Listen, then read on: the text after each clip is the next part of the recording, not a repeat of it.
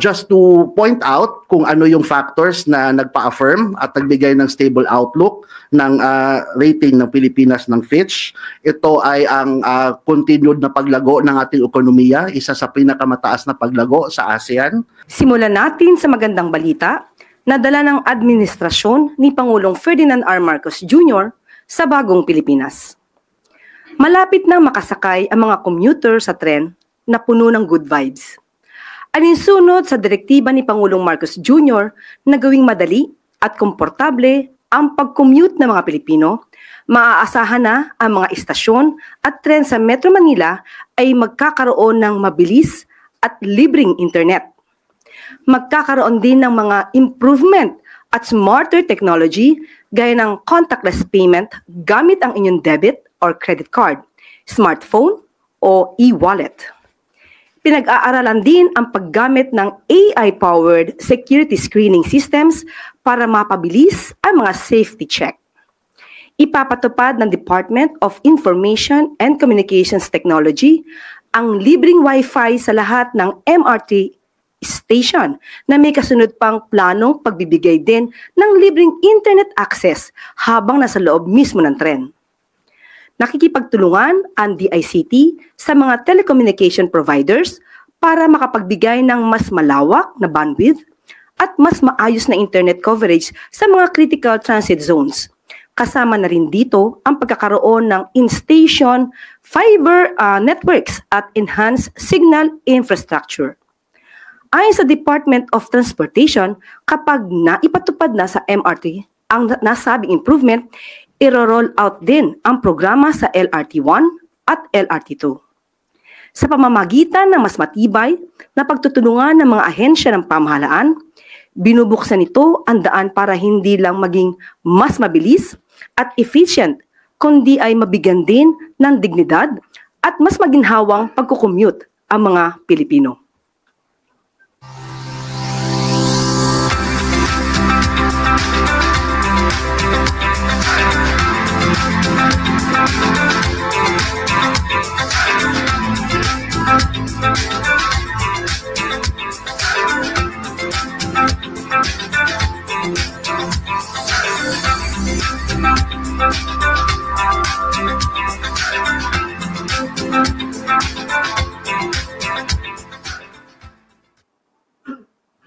Sa tuloy-tuloy na pagtutok ng Administrasyong Marcos sa kalusugan ng mga Pilipino, inulat ng Department of Health ang pagtuloy ng pagbaba ng bilang ng mga bagong kaso ng dengue. Mula 12,050 new dengue cases noong March 2 hanggang March 15, bumaba sa 9,289 ang bagong kaso ng dengue na naitala pagdating ng March 16 hanggang 29. Iniuugnay ng DOH ang pagbaba ng mga bagong kaso sa pagpapatupad ng pinag-igting na vector control sa mga komunidad. Bukod pa rito, ang mas maagang pagkonsulta dahil sa health education program ay nakatulong din para maipababa ang case fatality rate. Naging mabilis rin ang pagbibigay ng sapat na medical attention para sa mga dumudulog sa dengue fast lanes ng DOH hospitals. Paalala ng DOH, huwag bitawan ang disiplina sa paglilinis at maagang paghahanda para sa tag-ulan at ituloy ang alas 4 kontra mosquito. Ito'y paanyaya sa lahat ng ilang mga kababayan natin ang alas 4 ng hapon para hanapin at sirain ang mga posibleng pinamumugaran ng lamok sa bahay, paaralan at mga lugar sa trabaho.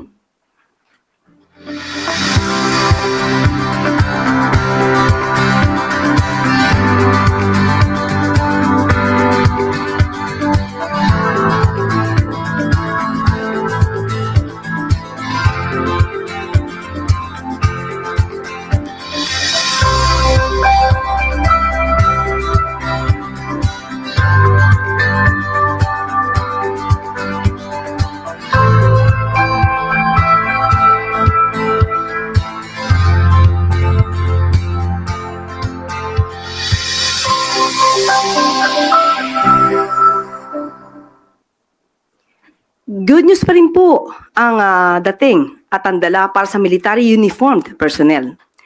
Pinirmahan ng Pangulong Marcos Jr. ang RA 12177 na nagbibigay ng libreng legal assistance sa mga military at uniformed personnel. Bagay na ipinagpapasalamat ang Department of Interior and Local Government. Dito ay mabibigyan ng libreng serbisyo ng ang mga kawani ng AFP, PNP, BJMP, BFP, PCG, Bucor at marami na may kinakaharap na sibil, kriminal o administratibong kaso dahil sa pagganap sa kanilang mga tungkulin. Sa ilalim ng batas na ito, siguradong may suporta silang legal na maaasahan para mas makapaglingkod sila sa bayan.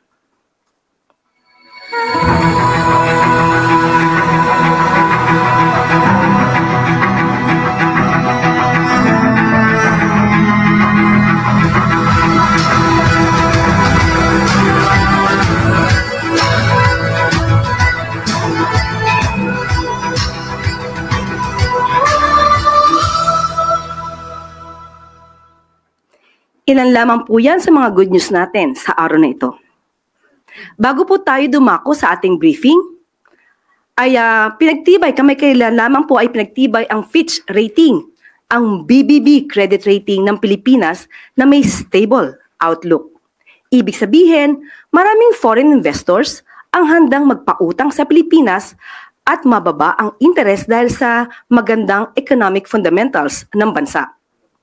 Ayon kay Finance Secretary Ralph Recto, naging batayan din ng Fitch rating ang mga reforma na ipinatupad ng gobyerno para palakasin ang ekonomiya ng bansa. Inaasahan din ng Fitch rating na lalago ang ating ekonomiya sa 5.6%. Pinuri rin ng ahensya ang mga hakbang na ginawa ng gobyerno sa fiscal consolidation at pagpapababa ng budget deficit. Para mas maipaliwanag po ito at masagot ang inyong mga katanungan tungkol sa Fitch rating ng bansa, kasama po natin ngayon si Finance Assistant Secretary Neil Cabiles. Si Cabiles, good morning.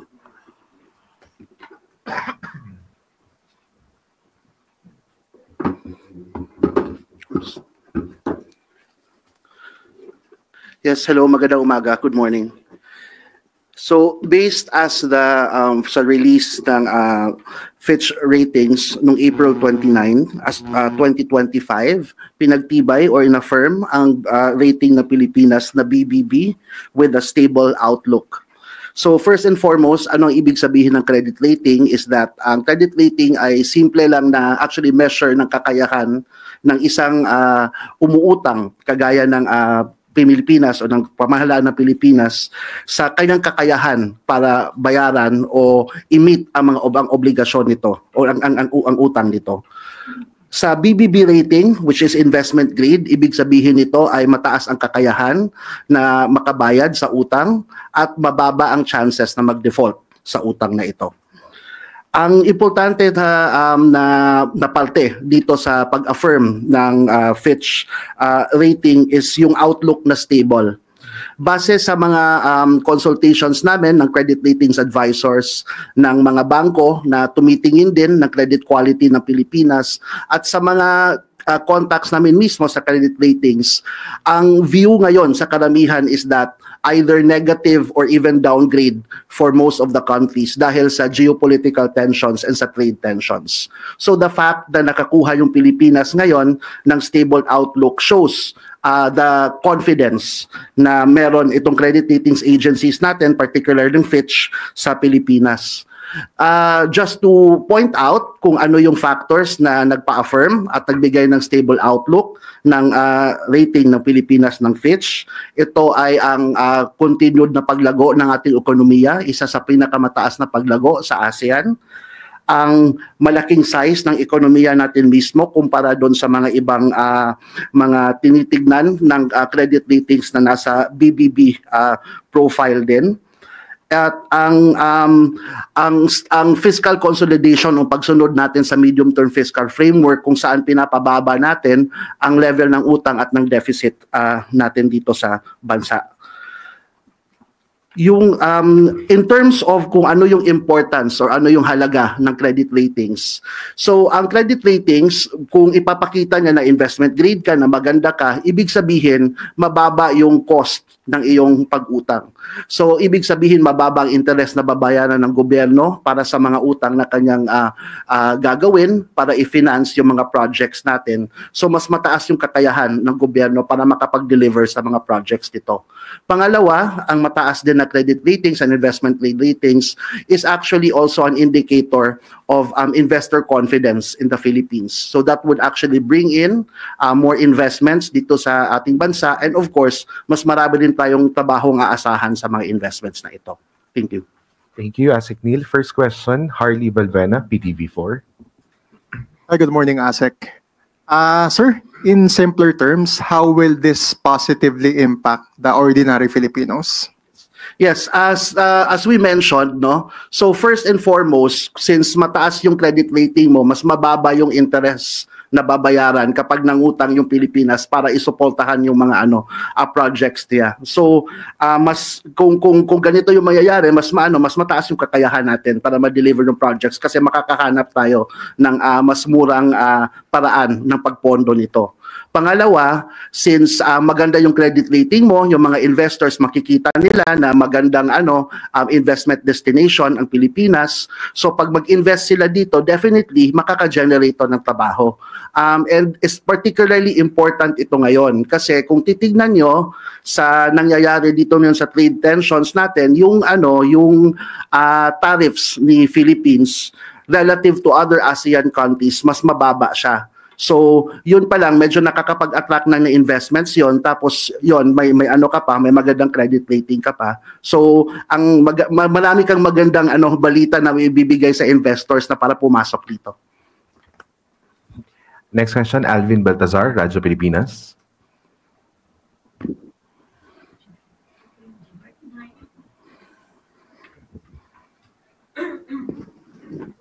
Asek, good morning po. Morning. Asek, in terms of pagbabayad natin ng utang, naging magandang rason din ba yun para gumanda yung standing natin? Ano ba yung track record natin sa pagbabayad ng utang? Yes, of course. Yung track record natin sa pagbayad ng utang ay maganda. Wala tayong recent history of any default.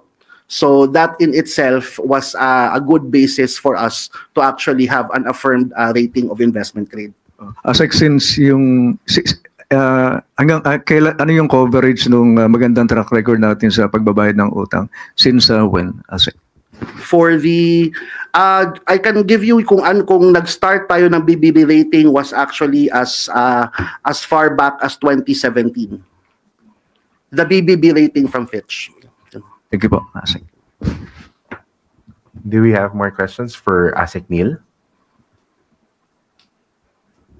Okay. Yusek Claire.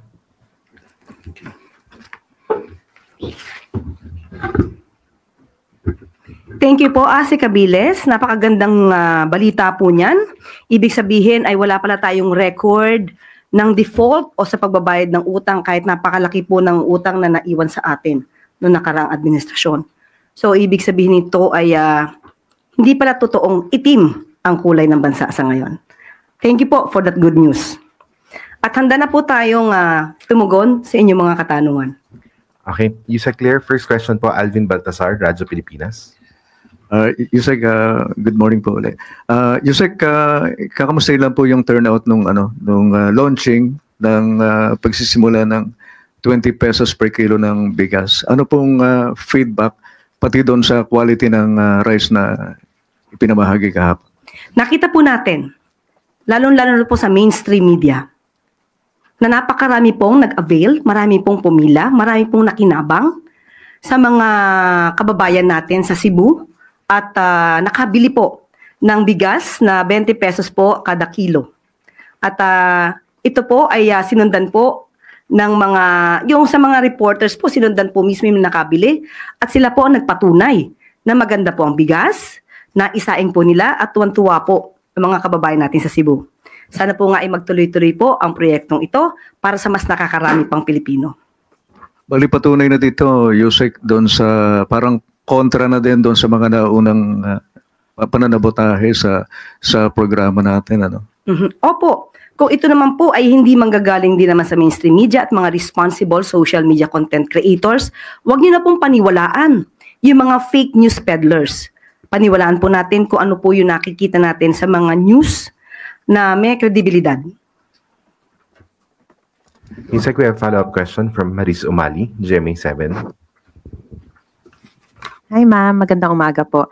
Ma'am, how long can the government sustain the subsidy or program of a 20 peso price for the rice, and will there be a wider rollout? According to the reports given to the President, the program can be sustained up to December of this year, and maybe by the following year, 2026, it would be considered or would be included in the budget.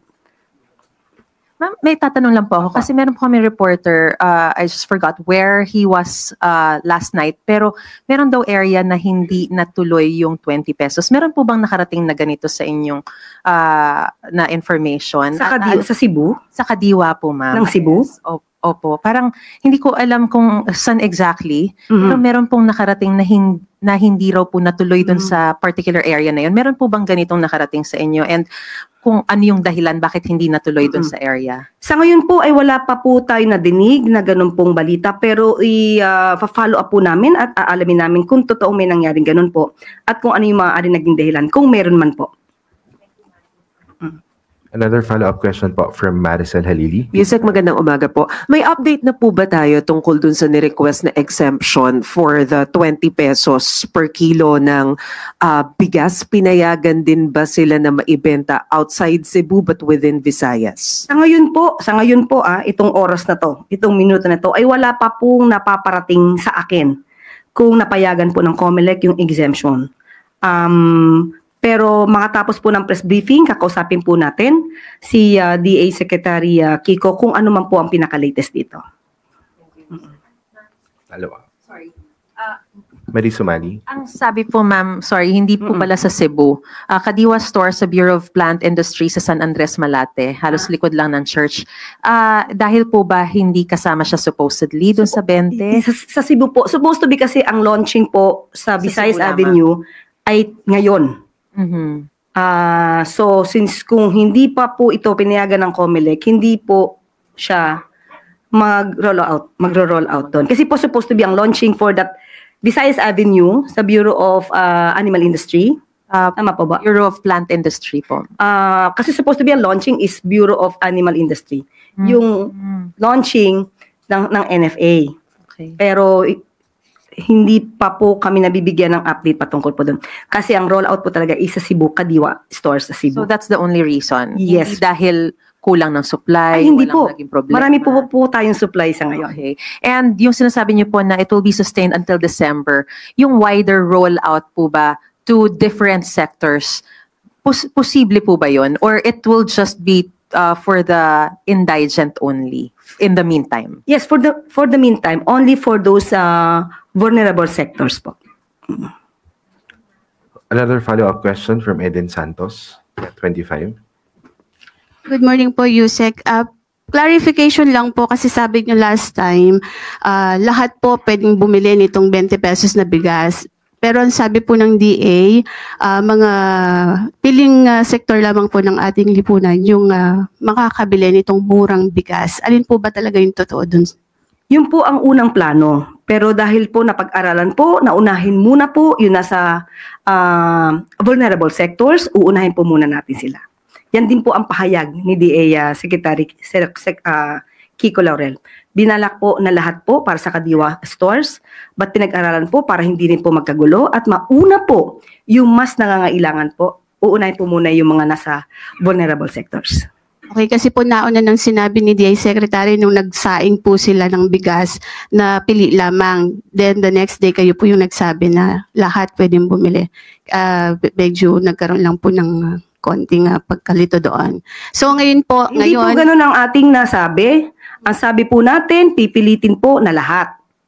Yan din po ang nasabi po ni NFA Administrator. Nung atin pong niliwanag din kay Secretary Kiko, sinabi po niya na yun din po talaga ang binalak, pero uunahin po muna yung vulnerable sectors. Thank you po. Next question, Tristan Nadalo, Newswatch.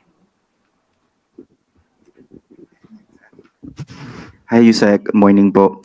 Ma'am, first po on VP Sara Duterte's comment regarding the Prime Water probe.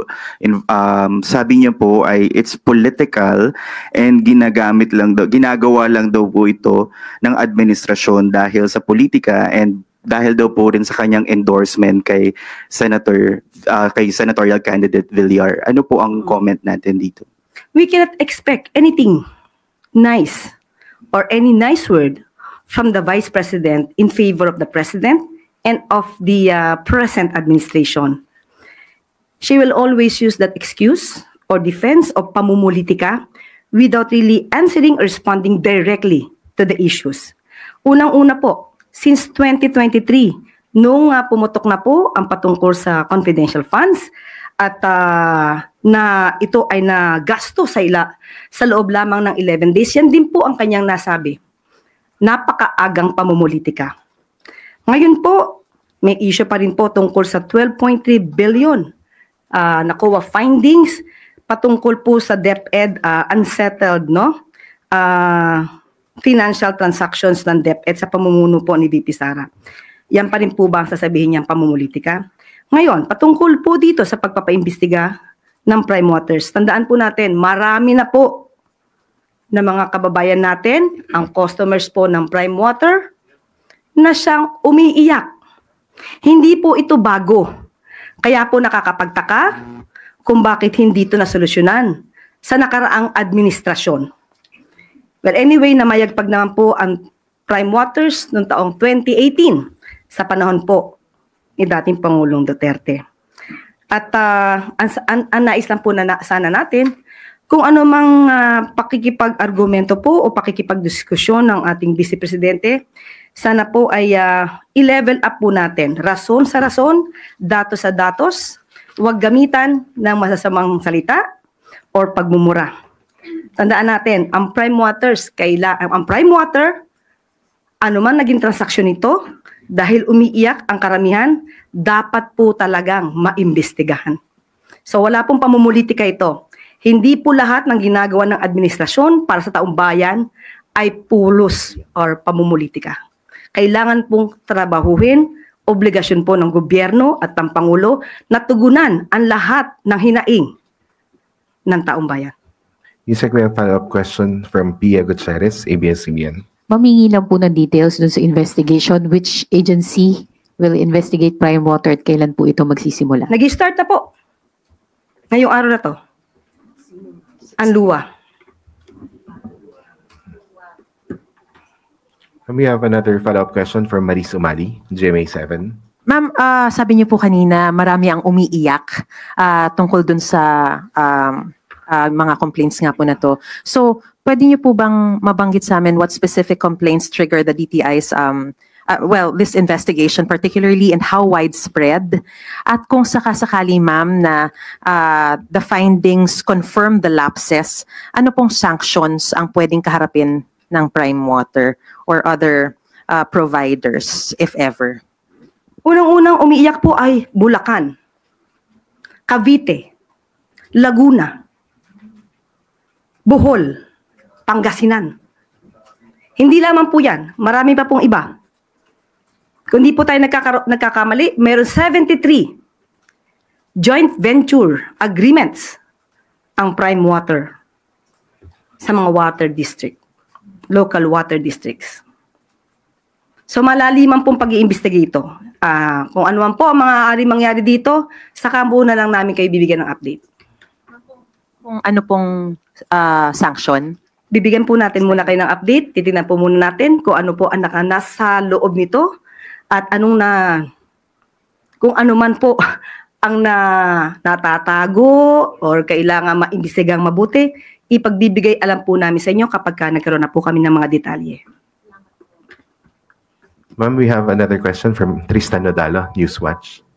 Hi, Yusek. On another topic naman po, just yesterday, the defense team of former President Rodrigo Duterte formally asked the ICC pretrial chamber to dismiss or drop the case against the former president, citing lack of jurisdiction and legal basis. And may sinabi rin po sila doon sa kanilang letter na meron daw pong supposed letter from President Marcos stating his administration would not assist the court. Can the palace confirm if such letters exist na hindi raw po makikipag-cooperate yung Marcos admin sa ICC? Isa po yung kasi sa binanggit nung defense team doon sa pag-ask nila na ma-drop yung charges against the former president. Kung ang depensa nila ay walang jurisdiction ng ICC, then that's part of due process. Let them be. At kung ano ang magiging tugon po dito ng ICC, nasa kamay na po yan ng ICC. With regard to the letter, wala po ako sa ngayon, kung meron man, patungkol sa letter na yan. Ang letter po ba ay sinasabing hindi makikialam ang Marcos administration sa gagawin ng ICC? Kahit siguro po walang letter, hindi naman po talaga tayo makikialam kung ano po ang magiging mandato ng ICC. Pero hindi po worried ang palace, for example, that those statements of not cooperating with the ICC would weaken the charges against the president, a former president? It has been said many times na hindi naman po tayo nakikipag-cooperate sa ICC. Dahil nga po, as of now, wala pa pong jurisdiction ang ICC sa bansa ang Pilipinas. Thank you po. Next question, Eden Santos, Net 25.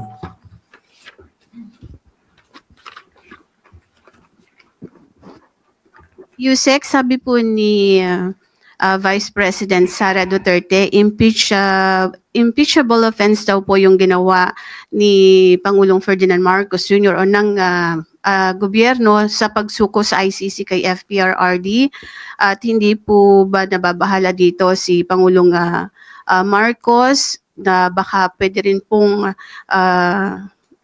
ibalik sa kanya at pwede siyang kasuhan po ng impeachment or pwede siyang ma-impeach sa ground po ng sinasabi niyang betrayal of public trust. So ang tanong kung nababahala ang Pangulo, hindi po. Next question. Next question, Jinky Baticados, IBC 13. Good morning, ma'am. Ma'am, yesterday po, the President announced about the reduce ng SSS and calamity loans po, ma'am, no? Sa interest rate po nila, and it will be effective po on July. So, may you please expound further on this po, ma'am, and what does it mean for current and future borrowers? Napakagandang pong balita niyan. Ito po ang nais po kasi ng Pangulo sa programang ito ay magkaroon po talaga ng poverty reduction. Kapag ka po nalaman natin na yung interest po ay bababa para sa mga kababayan natin na may kasalukuyang utang sa SSS, maganda pong balita yan. Para po kahit po yung kanilang kinikita o yung kanilang konting savings para maibayad, ay mababawasan yung kanilang pagbabayad sa kanilang mga utang dahil liliit po ang interest. So, yun po yung nais ng ating Pangulo. At ito po ay para sa mga tataong bayan, para po kahit pa paano maibsan ang kanilang kahirapan o nararamdamang kahirapan sa kasalukuyan. Kaya muli sasabihin natin, hindi po talaga kulay itim ang bansa. Yusek also po, kahapon din, in-announce po din niya sa wage board, no, he actually gave directive na dapat they have to review further the minimum wage in the respective areas po. May timeline pong binigay ang Pangulo sa kanila. Okay, sa kasulukuyan po, dapat po na malaman din po ng ating mga kababayan na lahat po ng region natupad po ang utos ng Pangulo na taasan po ang salary or minimum wage through a regional tripartite board. Nabigyan po ito for the whole 2025, nabigyan po na taasan po. At ngayon sa kasalukuyan, pag-aaralan muli para naman sa susunod na taon. Opo, ganun po 'yon. So para po to sa mga manggagawang Pilipino po. Yusek, we have a follow-up question from Ann Soberano, Bombo Radyo.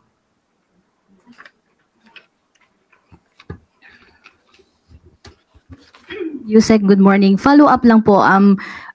Ilang mga mamabatas po kasi nananawagan na kay Pangulong Marcos na sertipikahan na po daw urgent ang wage hike bill. Ano po ang reaksyon ng Malacanang sa panawagan na sertipikahan po na urgent ang wage hike bill? Opo, ganito po yan. Kailangan po natin lahat alamin. Ito po ayon din sa Pangulo, lahat ng stakeholders dapat po makausap, malaman ano po yung maaaring magandang idulot, positibo, negatibo. So lahat po ng stakeholders kailangan kausapin kung kakayanin din po ba ng mga employers at kung ano yung nararapat sa mga manggagawa. So sa ngayon po ay dapat pag-usapan lahat-lahat po yan. Pero kung ano po yung makakaya ng Pangulo sa kanyang pag-uutos, katulad ng sinabi po natin, sa pamamagitan po ng DOLE, ibibigay po natin sa mamamayan. Hindi nga lang po siguro ganon kalaki katulad ng hinihingi ng iba mga kababayan natin. But at least po, gumagawa po ang Pangulo sa abot na makakaya na maibibigay para sa taong bayan at mga manggagawa. Lastly po, Yusek, ang labor group po ay nananawagan din na ng parang meeting with the President. Bukas po ba ang Malacanang na makipag-usap sa mga labor groups? Thank you. Ang Pangulo po ay laging bukas sa anuman pong diskusyon para po sa ikabubuti ng mga manggagawa. At hindi po yan sinasara yung pintuan. Kailangan lang din po siguro natin na masabi sa Pangulo kung papaano, kailan, para po magkaroon sila ng magandang pag-uusap. Next question, Pia Gutierrez, ABS-CBN. Hi, ma'am. Ma'am, kahapon naglabas na statement si President Marcos regarding the suspension of Governor Gwen Garcia sa Cebu. How should we interpret the President's position on the suspension of Governor Gwen, considering po na she is a close ally of the administration and also the leader of the very powerful One Cebu Party? Okay, maliwanag din po ang sinabi ng ating Pangulo. Dapat pong paigtingin ang rule of law. Patibayin ang due process. Wala dapat umaabuso sa anumang kapangyarihan, maging sino ka man. So susunod po tayo kung anong sinasabi ng batas at kung ano po ang procedure na dapat gawin. Siguro maaari po itong i-avail ni Governor Gwen Garcia at kung ito naman po ay naaayon sa batas, dapat punto pa rin. So ano po ba yung pananaw ng Pangulo tungkol dito sa suspension niya? Does he believe that the suspension was politically motivated and that the Ombudsman did not follow the rule of law? Ang pananaw po ng Pangulo ay laging kung ano ang dapat sa batas. Hindi po natin gagamitin yung excuse ng pamumulitika. Maaari siguro na may mga issues patungkol sa pamumulitika, but still ang Pangulo, ang gusto lamang po niya ay masunod kung ano sinasabi ng batas. Do we expect any intervention po from Malacanang? Hindi po gagawin ng Pangulo yan. Next question, Gilbert Perdes, DWIZ. Good morning po, Yusek. Nasa alert level 3 pa rin po yung Bulkang Kanlaon at habang papalapit po yung eleksyon, ano pong paghahandang ginagawa yung pamahalaan para matiyak po yung kaligtasan ng mga botante at ng mga election personnel ho natin, particular po doon sa mga apektadong komunidad? Opo, nagkaroon po ng MOA patungkol po dito sa pag-aalboruto ng Bulkang Kanlaon. Ang sabi po sa MOA ay pag-iigtingin po ang kanilang pagsiserbisyo para masiguro po ang kaligtasan at ng mga kababayan natin at matuloy po ang sinasabing eleksyon sa darating na May 12. At ito po ang sinabi mismo ni Yusek Ariel Nepomuceno ng OCD, ng Office of the Civil Defense. And I quote, "The vote of every citizen is vital, even during calamities. We cannot allow voting to be hindered." End quote. So, yun nga din po, pinagtibay din po at nagpumirma po ang Pangulong Marcos Jr. ng Executive Order creating National Task Force for Kanlaon. So, this order formalizes the entire effort to manage risk and respond effectively. Yan po ay nabanggit po ng Office of the Civil Defense. So, hindi po pababayaan yung mga kababayan po natin na naapektuhan ng pag-aalboruto ng Bulkang Kanlaon at saka ng Bulusan para hindi po maituloy ang pagboto. Okay. Follow up lang po. Mayroon po bang mga emergency voting centers para po doon sa yung mga personnel ho na tumutugon sa mga disaster efforts po ng pamahalaan para po halimbawa mauna silang bumoto o kaya may particular silang lugar na pupuntahan po para makaboto? Opo, ginagarantiyahan po na magkakaroon ng plano para sa evacuation ng polling precincts, pagkakaroon po ng incident command post sa eleksyon at ang pag-explore po para ma-deputize ang OCD personnel para makasuporta sa election security sa mga high-risk areas.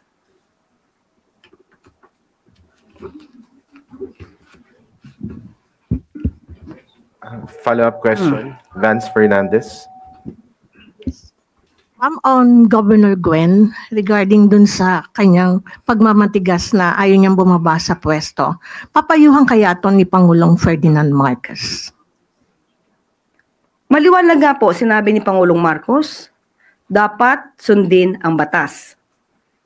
So kung ano po inaayon sa batas, yun din po ang dapat sundin, walang dapat umabuso. Wala po tayo sinasabi kung ang umabuso ay yung ombudsman o si Governor Gwen Garcia.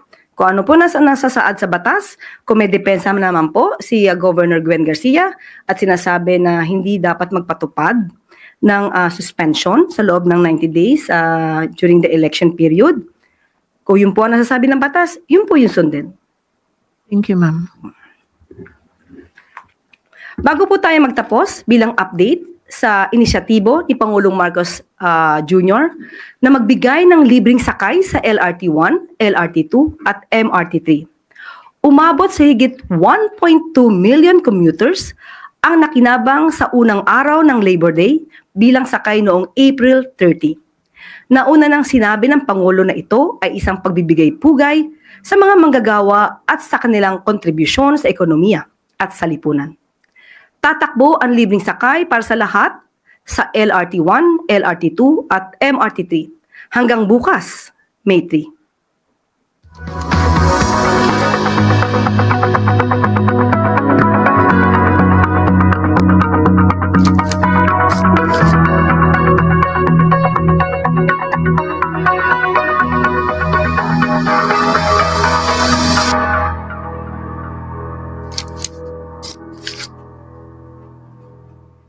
At dito po nagtatapos ang ating briefing. Maraming salamat Malacanang Press Corps at magandang tanghali para sa bagong Pilipinas.